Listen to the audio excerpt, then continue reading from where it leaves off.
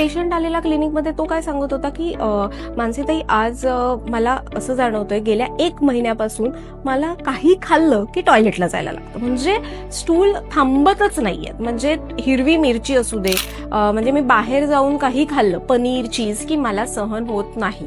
तर मी त्याला म्हटलं की प्रत्येक वेळी काय IBSच आहे असं समजू नकोस, इरिटेबल बाउल सिंड्रोममुळे सुद्धा हा त्रास होतो.